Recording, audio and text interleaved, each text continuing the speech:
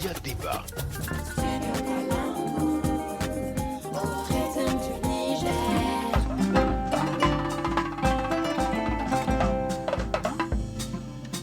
Bienvenue dans la seconde partie de notre débat sur l'avenir de l'AES, une coproduction de Studio Tamani au Mali, Studio Yafa au Burkina Faso et Studio Kalangu au Niger. Cette seconde partie est consacrée au public qui pourra interagir. Toujours à la présentation, vous avez Sekou Gadjigo, Aimé Roland Ouedraogo de Studio Yafa du Burkina Faso.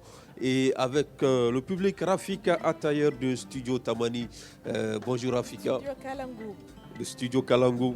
Désolé. Bonjour Rafika. Bonjour Sekou, bonjour Aimé. Bonjour. Alors pour les réponses au public, nous avons les mêmes invités. Cilia Dalmeida, elle est de l'ONG NIMD, ça c'est l'Institut néerlandais pour la démocratie multipartite. Il y a aussi Abdul Wahab Djakité de l'Association des consommateurs du Mali, Askouma, et Cheikh Omar Doumbia, il est analyste politique. Bonjour Rafika, vous avez la parole maintenant. Alors, le point à l'ordre du jour était l'avenir de l'AES. Vous avez bien suivi le débat. Alors, vous êtes prêts pour interagir? Parce que là, la parole, elle est à vous. Nous allons procéder comme suite, c'est par des séries de 5 questions. Vous allez soit nous poser des questions ou nous donner des témoignages. Mais avant, vous devez d'abord vous présenter et préciser à l'endroit de qui votre question elle est orientée. Vous avez bien compris? Vous avez bien suivi le débat? On peut aller? D'accord. Qui en premier? Qui veut poser la question en premier?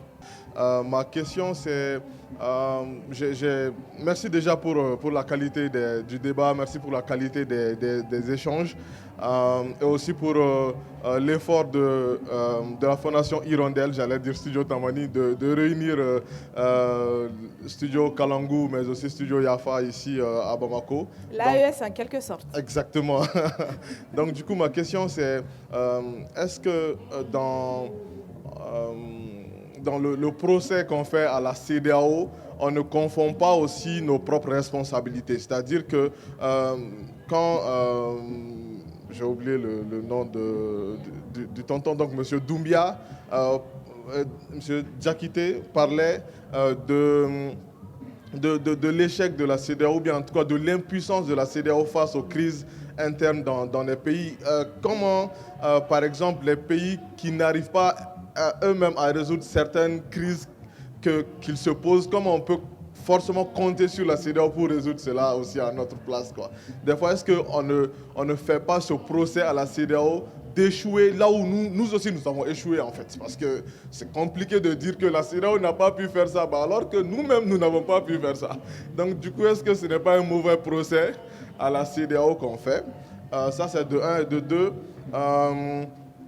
Pour monsieur Doumbia cette fois-ci, est-ce que l'AES n'est pas en quelque sorte une alliance de circonstances? Parce qu'on voit qu'il y a vraiment une similitude entre les 3 pays où on a 3 dirigeants qui sont venus par coup d'État, qui sont des militaires. Est-ce que l'alliance même ne se fonde pas déjà sur ces similitudes-là entre ces personnes-là, plutôt que dans la nécessité forcément de créer une alliance qui essaie de supplanter la CEDEAO? Voici ma question. Merci beaucoup. Merci de partager vos préoccupations avec nous. Une deuxième personne, s'il vous plaît. Oui, monsieur. Bien, bonjour, donc merci. Je rappelle que c'est un public majoritairement jeune et dominé par des hommes. Allez-y, posez votre question. Moi, je m'appelle Adama Djigiba, je suis correspondant de Studio Tamani à Badiangara. Ma question, la voilà. Donc, moi, je voudrais savoir, on parle de création de monnaie par l'AES, alors qu'on sait que la CEDEAO, c'est 15 ou 16 pays. Le Mali, le Burkina et le Niger faisaient partie de la CEDEAO, ils font toujours partie de la CEDEAO. Les 15 ou 16 pays de la CEDEAO n'ont pas pu créer une monnaie. Et le Mali et le Burkina, le Niger sont donc considérés comme les pays moyens même de la CEDEAO. Est-ce que vous pensez que ces 3 pays-là peuvent créer une monnaie dont l'AES qui compose ces 3 pays-là ambitionne à ce que vraiment il y ait une monnaie commune. Est-ce qu'on peut créer une monnaie commune avec ces 3 pays du Sahel, le Mali, le Niger et le Burkina? C'est ça ma question. Merci. Seko Abdelkader Traoré, correspondant de Studio Tamani à Kemasina. Voilà, ma préoccupation est qu'est-ce qui a amené la création de l'AES? Voilà, c'est ma question. Et encore, il y a la CEDEAO, il y a l'AES. Quelle peut être la jonction entre ces 2 organisations? Voilà, je vous remercie. Ce qui fait les 5 questions de cette première session, Sekou. La parole est à vous. Merci, Rafika. Nous allons donner la parole à Wahab Diakité, à qui la première question a été adressée. Georges Attino demande si on ne fait pas un mauvais procès à la CEDEAO. Bon, merci bien. Je pense bien que M. Georges ne m'a pas compris. Parce que moi, dans mes analyses, je ne m'en prends pas ni à la France, ni aux autres pays. Mais j'ai toujours posé la question, quelle est notre propre responsabilité dans ce qui se passe aujourd'hui chez nous? J'ai juste dit que nos dirigeants ont profité du protocole additionnel pour faire tout ce qu'ils veulent chez nous, en se disant juste, le protocole additionnel est là, peut en fait nous protéger. C'est de cela que je parle. Sinon, je n'ai pas parlé que c'est la faute de la CEDEAO. Je ne sais pas si je me suis fait comprendre. Voilà. Il a aussi savoir que est-ce que la responsabilité des populations n'est pas occultée dans l'échec même du... Non, en fait, c'est quoi? Quand nous prenons nos textes là, tout est calqué sur les autres pays, en oubliant réellement nos propres textes, c'est-à-dire quoi, nos valeurs socio-culturelles. C'est ça le problème. Vous voyez, au Mali, on dit que le Mali, c'est le berceau des bons textes. Mais généralement, quand vous prenez n'importe quel texte malien, au bout de 2 ans, 3 ans, on demande une lecture. Ça veut dire que réellement, les textes ne sont pas élaborés conformément à nos valeurs. C'est ça d'abord le problème. Okay. Merci bien. Il y a la deuxième question. Il y a une autre question de Georges Attino qui est adressée à M. Doumbia, l'analyse politique.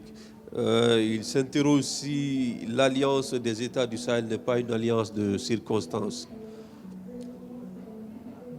Tout le monde le sait. Hein. Nous voyons clair, mais nous refusons de... En fait, c'est devenu une opportunité politique. L'AES va être une opportunité politique qui va être instrumentalisée à beaucoup de fins. Et au final, ça va être une spirale qui va s'arrêter. Malheureusement, les gens se plaisent aujourd'hui dans cette idée. Mais elle n'est pas vivable. Les gens ont essayé. Pour expliquer tout ça, il faut faire vraiment un cours dessus.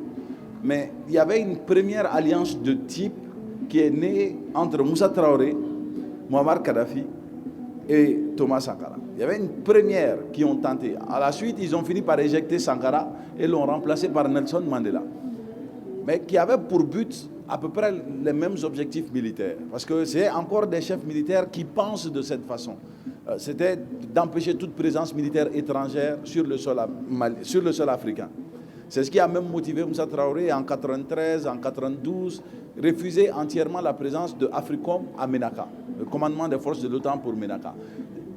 Rien de ceci est nouveau en fait, c'est habituel et c'est un mécanisme connu que les chefs d'État ont utilisé à maintes reprises et qui à chaque fois donne autant d'espoir et qui finit toujours de la même façon et nous ne voulons pas arrêter. Maintenant, chaque génération pense que c'est à elle de réussir cela.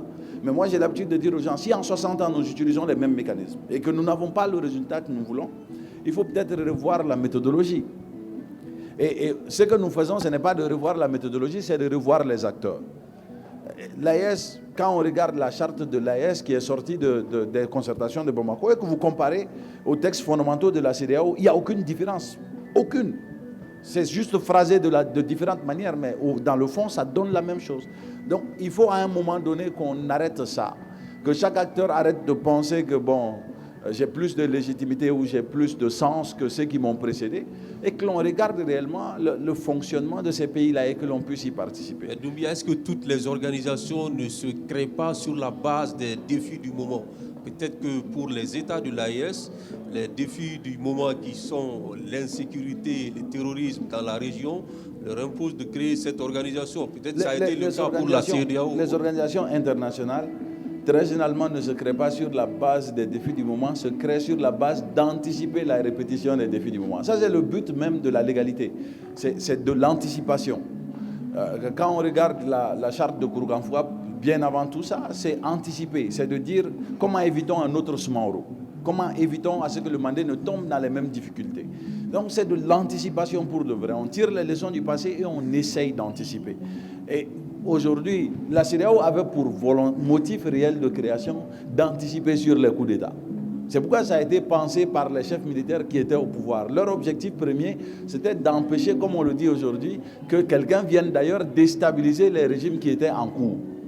Et quelque part, ça a réussi cela. Mais la CEDEAO a dû évoluer. Il y a une évolution nécessaire parce qu'il y a l'objectif politique et il y a l'objectif économique qui va naître après. Mais l'objectif politique, c'est ça, c'est d'assurer une certaine stabilité. Et là où ça complète ce qui est dit par rapport au procès de la CEDEAO, aujourd'hui, comme je l'ai dit, et je pense que quelqu'un d'autre l'a dit dans les interventions, pour que l'AES survive, il faut qu'elle puisse engloutir la CEDEAO. Ce qui va être très difficile parce que les économies les plus fortes de cette zone sont de l'autre côté. Le Sénégal, la Côte d'Ivoire, ceux qui ont le plus de tonus sont de l'autre côté. Et si on veut faire grand, on construit une organisation forte avec des États forts. Et les États qui sont aujourd'hui en difficulté doivent travailler à se réparer pour ensuite donner. Mais c'est parce que nous faisons. Bien que ces pays-là ne sont pas des économies importantes, est-ce que la CEDEAO peut se passer de ces pays aussi? Est-ce que ça n'aura pas d'impact sur... Est-ce que la CEDEAO peut s'en passer? Aujourd'hui, avec le Nigeria qui lutte pour pouvoir intégrer la zone monétaire, avec le Ghana qui est en difficulté, avec le Syrie qui veut une nouvelle zone monétaire avec la CEDEAO, si le marché nigérien intègre la CEDEAO et que nous restons à côté, la CEDEAO ne va pas réfléchir à deux fois à nous. Ça fait 300 millions de consommateurs de l'autre côté, plus le consommateur ghanéen. Tout ce qu'ils cherchent aujourd'hui, c'est obtenir un taux directeur beaucoup plus flexible avec le CFA. S'ils ont ça, ils vont quitter leur monnaie pour rejoindre la zone monétaire. Mais est-ce que ce que le Mali rapporte au Sénégal, un pays comme le Sénégal, est-ce que le Sénégal gagne ça avec la CEDEAO? Juste une question de compréhension. Ce qui se passe est très malin. Aujourd'hui, quand le Mali sort de l'équation, qu'est-ce qui se passe? Tous les investissements dirigés vers le Mali sont redirigés vers la Côte d'Ivoire ou le Sénégal. Donc, en principe, il y a une perte. Mais quand on calcule le gain de l'autre côté aussi, on se rend compte que c'est jouable. Et c'est sur ça qu'ils ont tablé depuis le début de ça. Et quand ils l'ont compris, ils ont arrêté de parler. Au départ, ils étaient en train de dire non, il faut résoudre la problématique, il faut la résoudre parce que tout le monde pensait qu'il y aura suffisamment de pertes. Mais quand ils se sont rendus compte que tous les investissements qui étaient prévus de ce côté-ci sont en train d'aller de leur côté, tout le monde s'est tué. Donc aujourd'hui, c'est ça. Quel est le nombre d'entrepreneurs, d'entreprises maliennes qui sont en train de se délocaliser là-bas aujourd'hui? Quel est le nombre de multinationales qui sont en train de dire bon, nous allons investir de l'autre côté parce qu'il n'y a pas de stabilité de ce côté-ci? Ça fait beaucoup plus d'opportunités pour eux. Et c'est à prendre en compte. D'accord, Djigiba, Adama Djigiba, sinon aussi Madame Dalmida veut réagir. Je voulais réagir et je pense que le mot-clé est celui qui a été dit tout à l'heure, c'est la stabilité. Aucun peuple ne peut se développer, ne peut travailler au bien-être de sa population s'il n'est stable. Et cette stabilité-là n'est pas que sécuritaire. Il y a beaucoup d'autres. Il y a beaucoup d'autres éléments. Mon doyen de l'ASCOMA ne dira pas le contraire. Quand les associations de consommateurs descendent dans la rue avec force, ça peut déstabiliser un pouvoir. Ça s'est vu au Soudan avec la hausse du prix du pain. Donc, je pense qu'il est essentiel, et c'est en ce sens-là que la question du dialogue politique est vraiment une notion qui est indispensable et que les populations aussi se saisissent de leur destin. Que les populations se saisissent de leur destin en comprenant, en cherchant à comprendre qu'est-ce qui se passe, quels sont les enjeux, quels sont les défis. Moi, j'apprends quelque chose à travers l'analyse de M. Doumbia tout à l'heure, qui nous dit mais que Certains pays ont arrêté de parler parce que finalement, tous les investissements vont vers eux. Et qui perd? C'est nous qui perdons. C'est des emplois en moins chez nous. C'est des ressources en moins chez nous. Parce que nous n'arrivons pas à résoudre sur du long terme nos problèmes. Les crises sont cycliques. Et comment arriver à ce que ces crises-là ne se répètent plus? Il est indispensable d'avoir une population qui est informée, une population qui se saisit elle-même de son destin, c'est-à-dire qui demande la transparence, la redevabilité, qu'il ne se laisse pas corrompre, parce que quand il y a un corrompu, c'est qu'il y a un corrupteur, et qui réellement joue aussi sa partition, au lieu de tout le temps se dire « c'est nos dirigeants ». Nos dirigeants viennent de nos familles, ils viennent de nos maisons, ils viennent de nos communautés. Et si, en tant qu'individus, en tant que Maliens, nous acceptons cette responsabilité qui est la nôtre, nous allons faire une inversion de valeurs qui va nous permettre d'aller vers la stabilité. La question de la justice, elle est extrêmement importante. On n'en parle pas beaucoup, mais on ne peut pas bâtir une nation durable, une nation stable sans justice, parce que le désir de vengeance entraîne la violence. Et c'est ce dans quoi nous sommes aujourd'hui. Donc, il est indispensable que les citoyens, qu'ils soient de l'AES, qu'ils soient de la CEDEAO, qu'ils soient de l'Union africaine, s'asseyent et discutent, qu'ils soient dirigeants ou citoyens lambda comme vous et moi, qu'ils redéfinissent quelles sont les valeurs sur lesquelles ils veulent construire leur nation et que ces valeurs-là soient vraiment la boussole sur la base de laquelle et la sécurité et la justice et l'économie et l'éducation sont bâties. Et ça, c'est un travail de longue haleine. Il ne faut pas qu'on s'attende à avoir un changement de tendance dans 1 an, 2 ans. C'est un travail de fond qu'il faut faire parce que le problème est très profond et il faut qu'on s'asseye pour parler, et que quel que soit le cadre que nous choisissons, moi je pense que finalement ces regroupements ne sont que des cadres, ne sont que des boîtes dans lesquelles nous mettons pour faire des choses. Et ce n'est pas la boîte le problème, c'est ce que nous y faisons qui est le problème. Et il est indispensable que nous en discutions de manière sincère, de manière franche, et que les vrais problèmes soient posés sur la table pour trouver des solutions durables. La création de l'AES, là, c'est un processus. Maintenant, c'est un leurre pour tout le monde en disant que l'AES sera créé et demain tous les problèmes seront résolus. Non. Ça demande, c'est un processus dans la transformation même de la vision des communautés par rapport à leur propre destin. Voilà. Merci pour cet apport. Le danger, c'est que c'est un processus enclenché en période de transition. Et que les transitions ne sont pas faites naturellement pour durer. Donc, si c'est un processus de longue durée, qu'est-ce qu'on fait? On dure dans la transition ou le processus va changer d'acteur plus tard? Et c'est ça le risque. Et en fait, c'est quoi? Il faut réellement que les populations prennent en main leur propre destin. C'est-à-dire aujourd'hui, la création de l'AES là ne sera plus liée à la présence ni de Assimi, ni du président Ibé, ni du président nigérien. C'est ça d'abord le problème. Parce que qu'est-ce que nous avons fait pendant toutes ces années-là? Si nous prenons par exemple le cas spécifique de l'EDM, nous avons été la seule association qui a de tout temps décrié. Mais aujourd'hui, nous sommes allés droit au mur. Nous sommes au mur maintenant. Est-ce que la population même ne s'est pas appropriée du problème de l'EDM? Est-ce que dorénavant, on va laisser l'EDM dans la mauvaise gestion qu'elle a connue dans le temps? C'est ça d'abord. C'est pourquoi là, je suis d'accord avec Almeida quand elle parlait de l'appropriation des communautés de leur propre destin. Sinon, je suis parfaitement d'accord avec vous. Si nous voulons faire cette transformation-là, tant que nous-mêmes, nous n'allons pas prendre notre destin en main, ce n'est pas possible. Et l'AES, moi je crois dur comme faire, n'est pas lié ni à Assimi, ni à Ibé. Moi surtout, je pense... Juste un rappel, l'EDM, c'est l'énergie du Mali actuellement qui traverse une crise. Prendre notre destin en main a été suffisamment mal compris par beaucoup de gens. Les gens ont compris prendre notre destin en main comme militer contre ceux qui sont en train de diriger. Non. C'est comme ça que ça a été compris par beaucoup de gens. Et à chaque fois que l'on exerce ça, ça crée d'autres problèmes. À chaque fois que l'on s'attaque aux dirigeants, on crée plus de problèmes. Aujourd'hui, la solution, c'est local. en tout cas pour le Mali, le Burkina, je ne saurais dire, le Niger, je ne saurais dire, pour le Mali, la solution est locale. Vous allez trouver un Malien qui vous parle de politique et d'économie malienne avec passion. Demandez-lui comment s'appelle le maire de sa commune, il n'a aucune idée. Comment s'appelle le député, il n'a aucune idée. Donc tout le monde est concentré sur le fait que tout ce qui nous arrive ou tout ce qui se passe relève du gouvernement seul. Vous trouvez qu'ils sont sous-informés? Mais absolument. Absolument. Ce qui est en train de se passer au Mali, je l'ai écrit de ma main, avec précision. Ça va se passer comme ça. Vous allez voir ça. Je peux vous montrer un document qui date de 2 ans, qui prédit que l'AES va naître. Et que quand ça va naître, les problématiques qui vont s'en suivre, les possibilités. Et on était en train d'expliquer aux gens, attention, ne prenez pas ces routes-là, ça va nous conduire à ces endroits-là.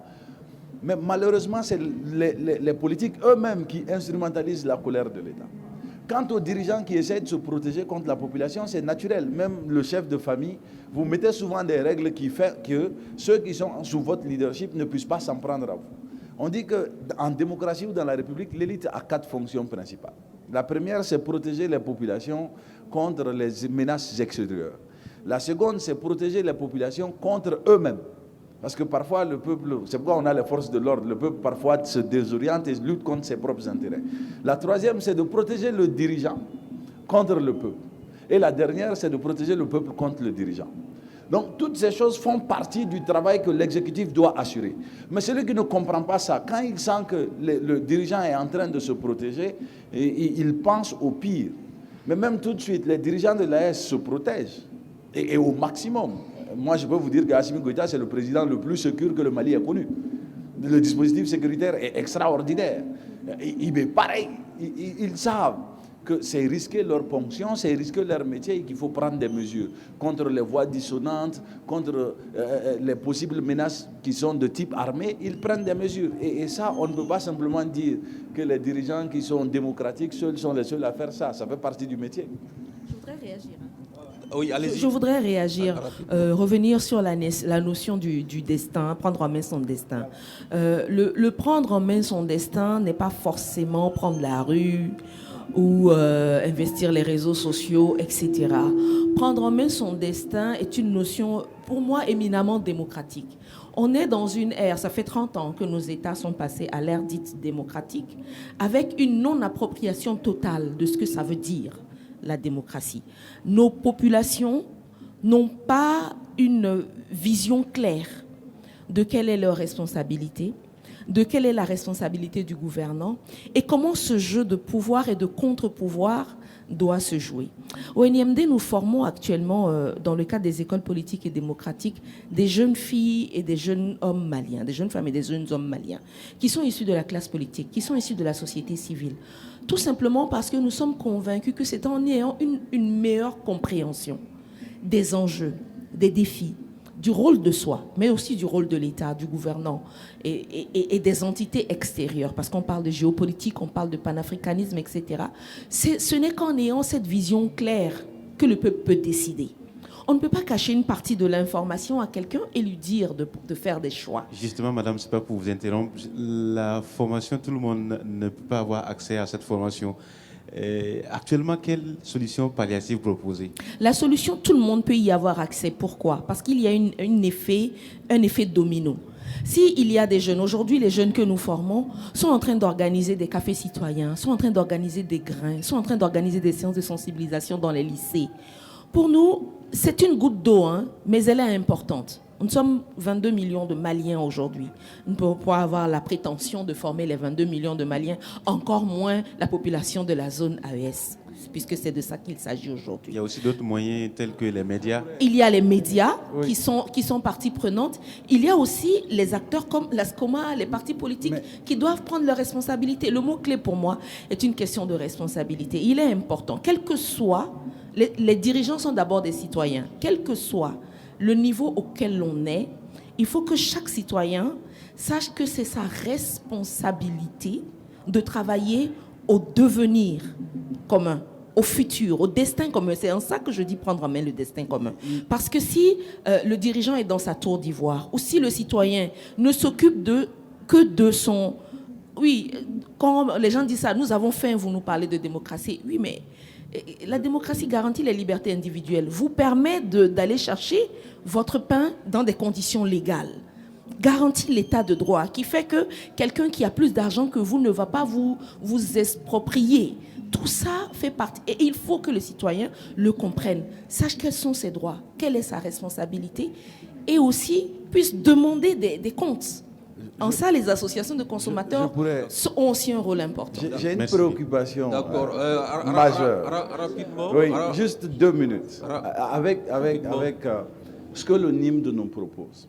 Je fais partie de gens qui ont été formés à l'étranger, qui ont fait tous ces programmes, la majeure partie des programmes. Et j'ai envie de dire que les programmes, en fait, ne nous aident pas. Je dis aux jeunes ça tout le temps. En fait, le souci, c'est que ça crée une asymétrie entre nous. C'est qu'il y a le jeune qui a été hyper formé, qui doit discuter avec le jeune qui n'a pas eu accès au programme. Et ce qui fait qu'à un moment donné, il y a une contrebalance qui se crée dans notre structure. Ça fait 4 années que je suis en train de dire au ministère de la Jeunesse qu'il faut une loi qui définit comment ces programmes fonctionnent et surtout le contenu. Parce que si on a appris la démocratie, par exemple moi qui ai étudié aux États-Unis, si j'ai appris la démocratie purement américaine, elle n'est pas pareille qu'ici. Et les États-Unis sont à un niveau d'avancement que le Mali n'a pas atteint. Absolument. Donc si on applique les mêmes exigences, le Mali va s'écrouler. Je suis absolument d'accord avec M. Doumbia pour vous si dire, je peux finir, je vous invite, je voudrais juste l'inviter à venir en salle rencontrer les gens. Pour que ça ne soit pas un J'en débat. connais plein. Je connais plein de gens qui ont participé au NIM. Mais je pense aujourd'hui que nous, ici, nous avons suffisamment de capacité pour créer des programmes qui sont d'ici et que nos gens peuvent piloter. Absolument. Moi, j'ai une difficulté. J'avais le même conflit avec l'ambassade des États-Unis, d'ailleurs, qui, quand ils me demandent d'envoyer des jeunes qui vont faire le Yali, je dis non.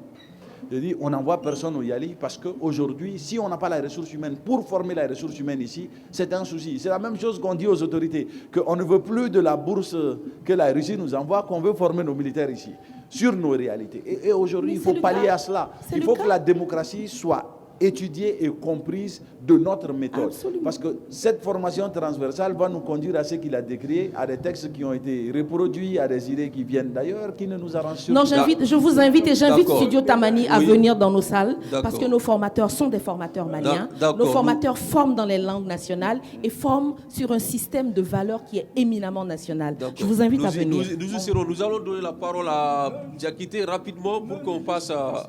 Parlez dans le micro, s'il vous plaît. Oui. Juste 30 secondes, quoi. En fait, ce que Doumbia est en train de dire là, lui-même, il ne sait pas qu'il est en train de faire en sorte que les communautés s'approprient de leur destin. C'est ça.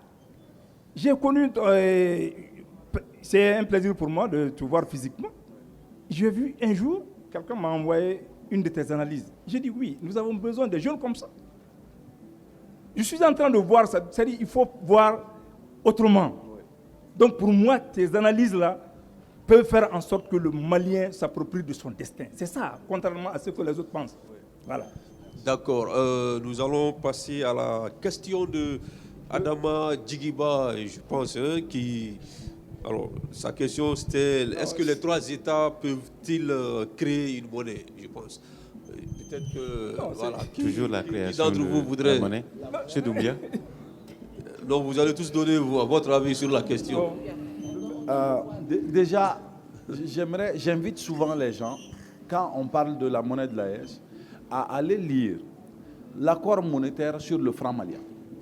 Trouvez-le, lisez-le. Cherchez réellement à comprendre pourquoi le franc malien n'a pas fonctionné.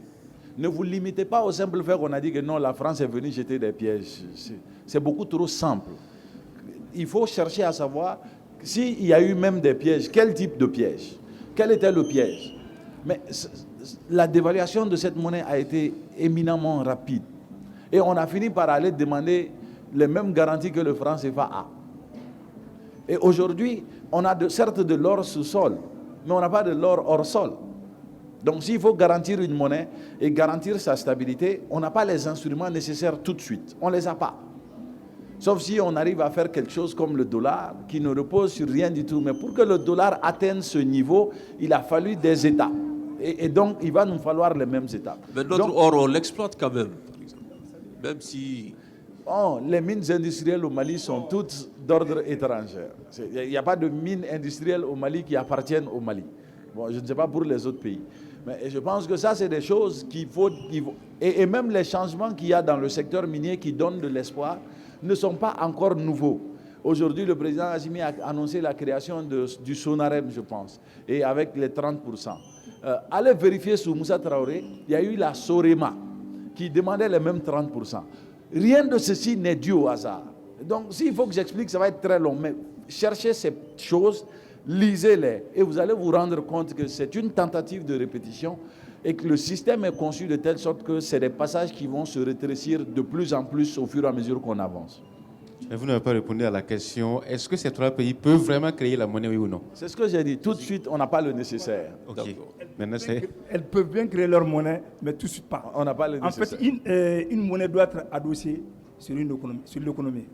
Okay. Contrairement au dollar qui était adossé alors, et à un moment bien déterminé, ils ont changé. Ok. Voilà. Une autre question de dépassionnons quoi. C'est-à-dire il faut dépassionner le débat. Demain, on ne peut pas créer une monnaie. Voilà. Merci pour toutes ces précisions. On aborde la dernière question, je pense. La dernière question, je pense, elle est de Kader qui demande pourquoi l'AES a été créée. Je pense qu'on l'a dit ici, mais peut-être qu'on peut revenir un peu sur ça. Madame Dalmeida. Il y a plusieurs versions. On n'a pas les mêmes versions. Bon, si on lit les textes constitutifs de l'AES, l'Alliance de l'Iptako-Gourma, c'est d'abord les questions de défense. C'est pour mettre ensemble les moyens de défense des 3 pays pour lutter contre la menace terroriste. C'est le point de départ de l'AES. Puis, au fur et à mesure des réunions des experts, plusieurs aspirations ont vu le jour, parce qu'on est d'accord que la réponse n'est pas le tout militaire. Donc, si la réponse n'est pas le tout militaire, il faut donc penser aussi au développement. Donc, si on pense au développement, les questions d'emploi, les questions d'agriculture, sécurité alimentaire, etc. arrivent. Donc, je pense que c'est, comme je parlais d'effet domino tout à l'heure, c'est un peu cela, mais le point de départ est le besoin de ces pays de se mettre ensemble pour lutter contre cette menace sur leur survie, qu'est la question du terrorisme aujourd'hui, et donc, par extension, apporter également des réponses économiques à ce besoin-là. C'est que je pense qu'on a épuisé le premier questionnaire.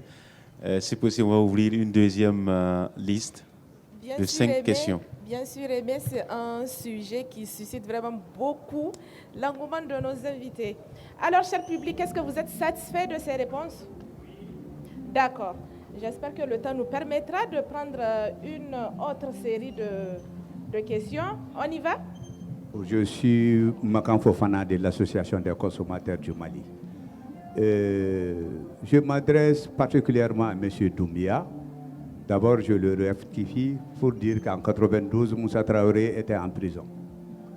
Bon, par rapport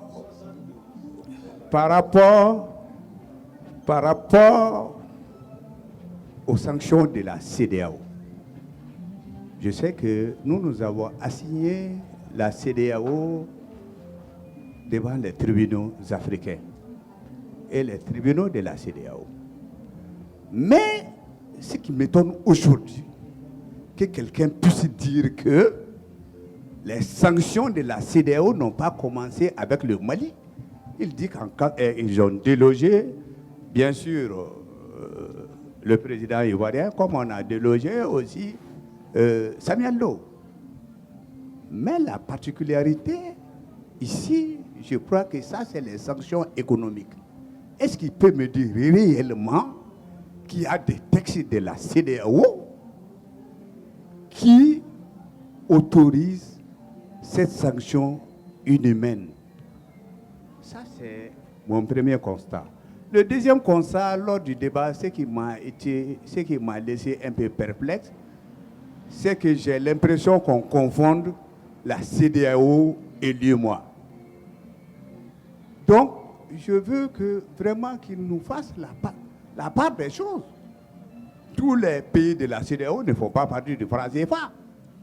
Donc, qu'on ne confonde pas la CEDEAO Allez-moi, là je ne suis pas d'accord.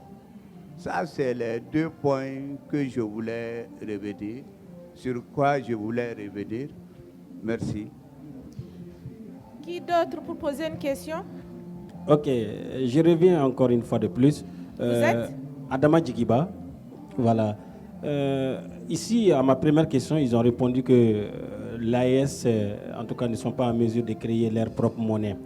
Si c'est là hier, est-ce qu'aujourd'hui... On dit tout de suite, tout de suite. Oui, je parle de tout de suite également. Avec le Niger, le Burkina et le Mali, aujourd'hui, ma crainte, est-ce que si ces 3 présidents qui sont en transition partaient, que c'est les politiques qui venaient, est-ce que notre organisation, que nous sommes en mesure de la créer, qui est l'Alliance, est-ce que cela ne va pas mourir dans les années à venir si jamais ces 3 présidents-là quittaient le pays? Puisque, en général, les politiques se taisent, mais beaucoup ne sont pas d'accord avec cette organisation, si je ne me trompe pas. Merci. Ma question est de savoir, est-ce qu'on peut créer une monnaie sous une ère de transition? Si on peut créer une monnaie sous une transition, voilà. Alors peut-être que nous allons commencer par la toute dernière, M. Koulibaly qui s'interroge si on peut créer une monnaie sous une transition. Alors, à qui la parole? Doumbia, Dalmeida, Diakité, peut-être Diakité. On ne peut pas créer une monnaie sous la transition parce que le processus de la création de la monnaie, là, c'est-à-dire quittons le monde des réseaux sociaux. Et revenons sur le monde scientifique, le monde économique. C'est un processus. Franchement, ce n'est pas possible. Voilà. Oui, mais pourquoi ce n'est pas possible? Est-ce que vous pouvez nous expliquer un peu? Non, en fait, imaginez un peu. Une transition, d'abord, à mon entendement, c'est un régime d'exception. C'est un régime d'exception. Tu dois juste poser des jalons, c'est-à-dire des jalons qui permettront au pouvoir qui sera élu démocratiquement de prendre en compte les préoccupations majeures de la communauté. Pour moi, c'est ça seulement. C'est-à-dire, malheureusement, on a une autre lecture de la transition en ouvrant tous les chantiers et finalement, il y aura des blocages dans le futur, c'est sûr. Mais quand une transition a été capable quand même de doter le pays d'une nouvelle constitution, ou bien ce n'est pas comparable de Doumbia, par exemple? La nouvelle constitution, moi je suis certain, en tout cas pour le cas du Mali, que le jour où un régime qui n'est pas un régime d'exception arrive, cette constitution va reculer. Ce n'est pas un acquis pour moi, parce que c'est moins de 30%, c'est 30% de gens qui ont voté. C'est la constitution précédente qui dit que si on n'a pas l'entièreté du territoire, on ne peut pas faire un référendum, on a forcé et on l'a fait.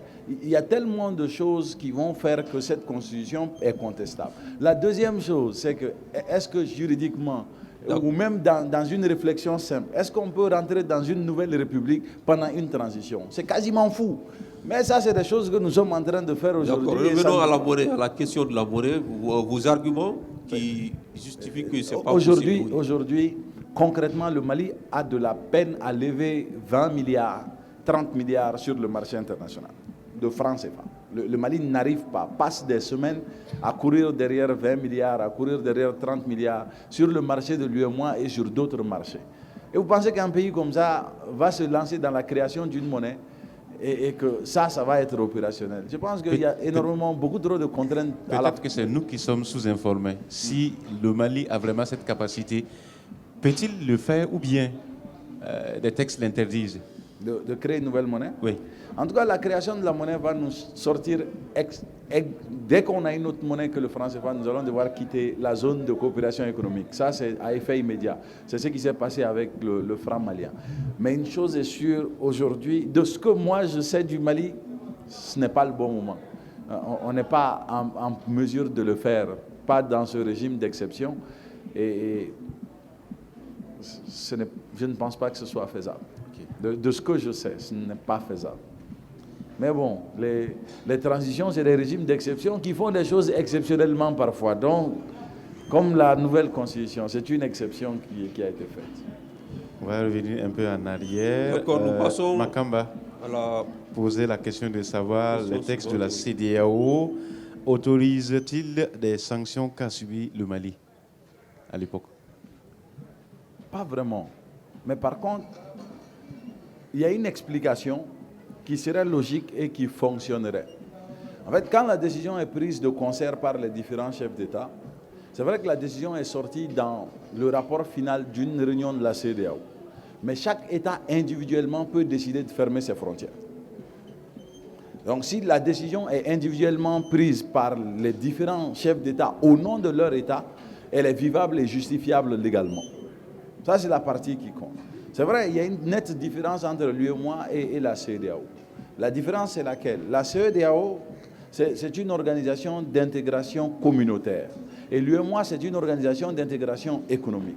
Et effectivement, comme on l'a dit, on a parlé du Nigeria et du Ghana qui ont des difficultés avec leur monnaie actuellement, qui cherchent à avoir une zone monétaire commune avec la CEDEAO. Donc cela prouve à suffisance que la différence est faite, qu'il y a des États qui sont CEDEAO mais qui ne sont pas forcément UEMOA. Mais sincèrement, est-ce que j'en voudrais à la CEDEAO? Non, quelqu'un a violé la loi ici d'abord. Moi, je réfléchis comme ça. S'il n'y avait pas eu coup d'État, il n'y aurait pas eu sanction.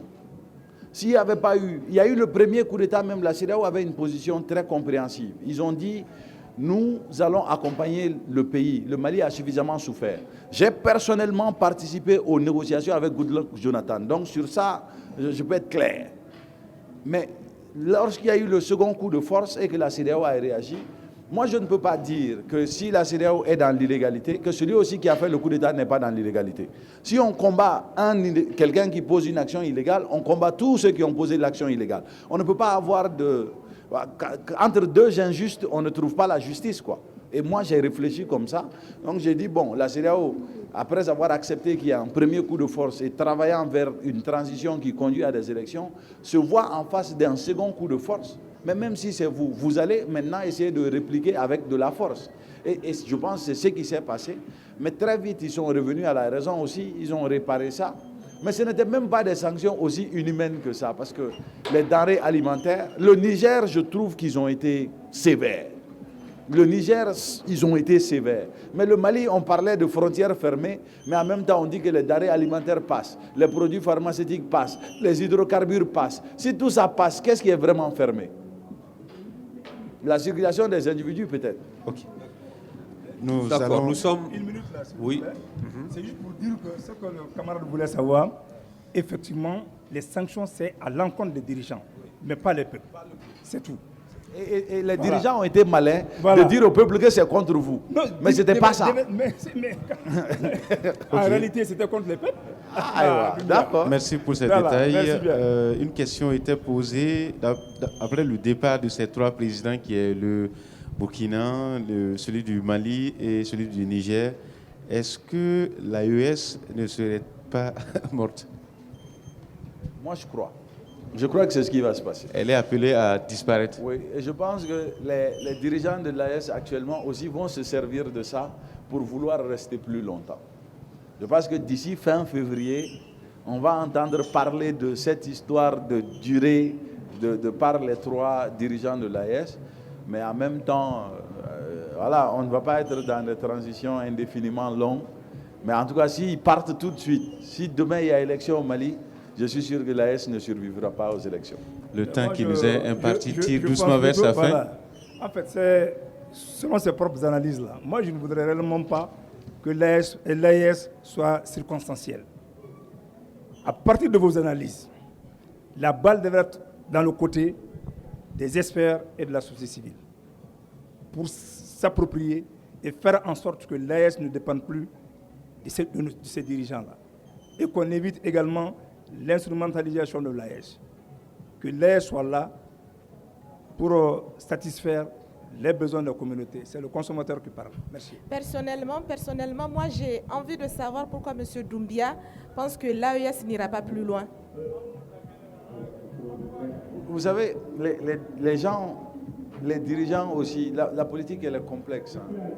Et les politiques ont souvent des réactions qui n'ont rien à voir avec ce qui est vécu, qui a tout à voir avec qui est en face de moi et qu'est-ce qui s'est passé entre nous.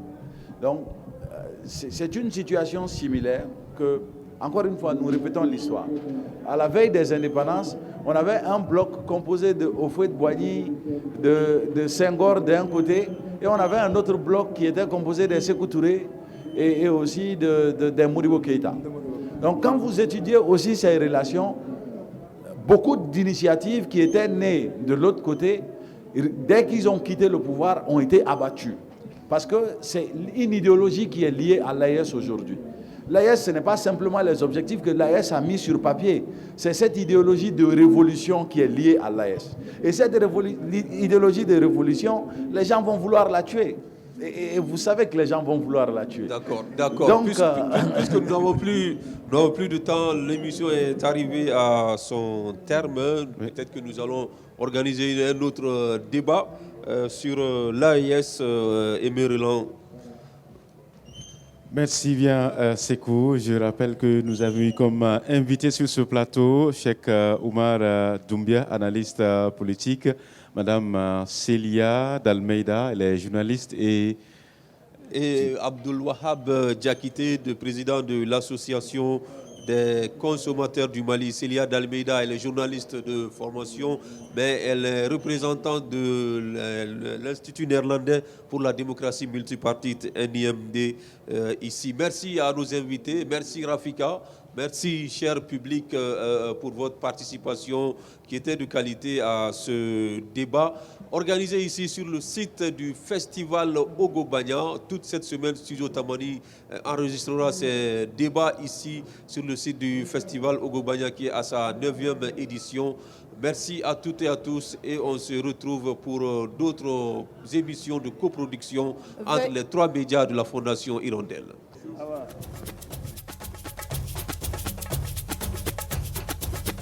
Il y a débat.